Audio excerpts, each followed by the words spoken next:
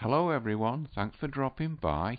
For a start, I thought that photograph for the wallpaper was done here in England, but it's New South Wales in Australia, as you can see by the license plate.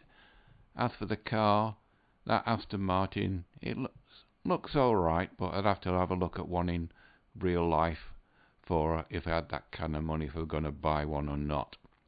Anyway, enough about that. As you know, MGTOW has been firmly established in the US social structure for the past several years, in fact for well over a decade now.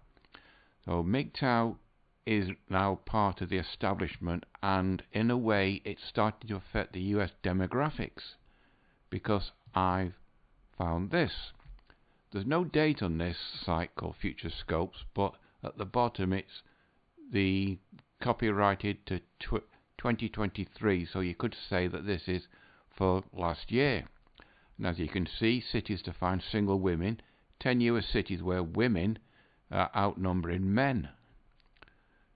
The top of the list is New York City. It says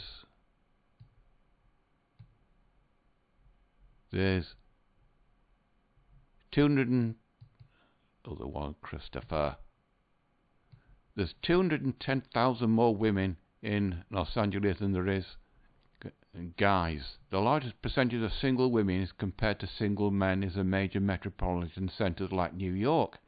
Can ascribe to the fact that women in their marriageable years tend to gravitate to these centers to find successful male partners, i.e. the top 10% or 1% of guys.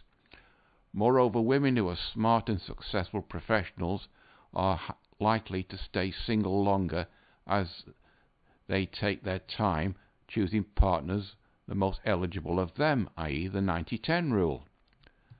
But there's still women outnumber single men more than 210,000 in New York. The next one is Philadelphia. It's more or less 50-50, as you can see. It's African Americans 43% in Philadelphia, and white Americans 45% in Philadelphia. One of the best cities in the US for single black men looking for female partners. But if a single black guy isn't educated in a top six-figure salary job, will he look in Philadelphia for a wife who's also black, or will he go to New York? The next one is Washington. There's 50% of all families with children less than 18 years. So if you're looking to date unattached women in this city, be prepared to come across single mothers in Washington. Also, 46% of its residents boasting a 4-year college degree. But in what? Next is Detroit. There's 20,000 more women in Detroit than there is guys. But there's a lot of unemployment in Detroit after the motor industry left the city, so a lot of these guys, they're either unemployed or they got a job that's not paying much, and these 20,000 women will be exercising hypergamy and wanting a guy in a better paying job, or they want to move out of Detroit, maybe to New York, to get the high-end guys that they all want. Going down, Memphis in Tennessee, the ratio is 88 men for every 100 women. And then Birmingham, Alabama, for every 100 females aged 18 and over, there are just around 80 men in Birmingham, providing the 2000 US Census. Then New Orleans, there's only 88 men for every 100 women. Richmond in Virginia, where is it? For every 100 women in the city, there are around 83 men. If you're a single guy looking for an educated and smart woman as a partner, Richmond, Virginia may be just the place for you. But if she's educated and smart, she could be also an insufferable bitch. And Miami, there's more. Where is it now? There's 97 men for every 100 women above the age of 18 in Miami. Take notice of that. And the last on the list is Boston. There's around 1,600 more women in Boston than men. At the same time, it's a perfect balance of singles. Is not only rare, but is a good news for all those looking for a partner. This is because singles attract other singles, as evident from a number of studies which show that young people choose where to live first and then look for a suitable job there.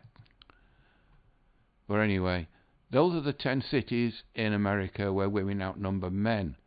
Digging a bit deeper into America, there's 5 cities with the highest female to male ratio in the world.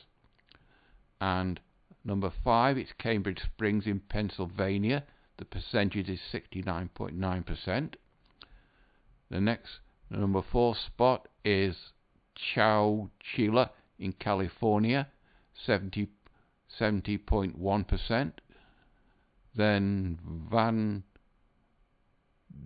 Vandalia in Missouri, 70.5%. And Hartford in Georgia, 71%. And the highest ratio in the world, well, in America, is Raoul in Georgia, 80.6%. The average household in that is $45,641 per year. Given the population demographics, the employment rate for women is also high. But that is also a way that women can't get a guy because there's more of them going after the guys, and the 90-10 rule is probably as prevalent in Raoul than it is in anywhere else. Further in America, 10 cities with the most single men and women. If you drop down, Miami in Florida, that was on, not that one, Christopher. There. 100 ratio of unmarried men per 100 women, 138.3%. Never married, 43.1%. Miami could be a hot spot for MGTOW in America. Married only 35%, and the percentage divorced 13.2%. Well, once the divorce, you can say that the guy who's now a divorcee will join this crowd. And you go down, the bottom of the list is urban in Hawaii. There's 121.3 men, 121.3 women for every 100 men. And then again, here we go, the Miami, 138 single men for every 100 single women. Now, the other way, single women vastly outnumber men in Southern American towns, Birmingham, Alabama, which will be, there, number 6 on the list. 82 single men for every 100 women. Greensboro, North Carolina. Shreveport, LA, that could be Los Angeles. And New Orleans, some of the highest relative rates of single women. Rochester, New York, is also tops it with 86.7 single men for 100 women. And then nearly 6% of the population is married in Fremont, California, particularly expensive and home with some of the highest incomes. So she's sticking with her husband because she doesn't want to be a divorcee, even though she might get a decent settlement. So she's sticking with him even though she may not like him. 10 cities with the most single men compared to women, again Miami and Mesa and Arizona. 10 cities with the most single women compared to men, once again Birmingham and the top, and at the bottom Syracuse in New York. 10 cities with the most married people, Fremont, California, as I've just mentioned, and San San Jose, California, and city with the most divorces there. Well, that was number 4 with the most single women, because it tops the list with the most divorces. Is it same Louisiana? Yep, Louisiana. And 10 cities with the most single people, Detroit, because there's a lot of unemployment there, it's understandable, and Cleveland, Ohio. You notice these cities were in the American industrial zone, and when America got deindustrialized, naturally the unemployment rate went up, which it could explain why there's more single people, because there's no jobs to be found in those areas. Also, in Miami, more single men than women. Found this highest rate studio in San Francisco. There are 118 single men per 100 single women. Well, there's a lot of homosexuals in San Francisco, so that is understandable. Now, to finish, any more? No, that's it. Now, to finish this off, I found this. Now, this was done on the 5th of the 8th, 2015, or almost 10 years ago. It's Thrillist. Now, this would probably be a different, what's the word? Could be 15 different cities today, 10 years on. But 10 years ago, the 15 easiest US cities to get laid if a guy's chasing some tail. At the bottom of the list, I should say, is Los Angeles, which is understandable. At the bottom, because women there are after the top 1% of guys, being the movie capital of the United States and the Western world. Then we got Columbus, Ohio. It's a college town. There's 34% of the city's population is single. I would say also that the STD and STI ratio in Columbus, Ohio is also pretty high. Then we got Tampa in Florida.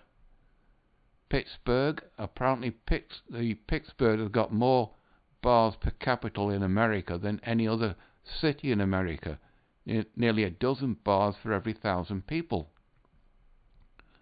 Then Oakland, California. Dallas in Texas. Minneapolis in Minnesota. Damn, look at that estate. No shops or schools anywhere. And if you lived on that estate, you didn't have a car, you'd be screwed. Because how would you get anywhere? Sorry about that.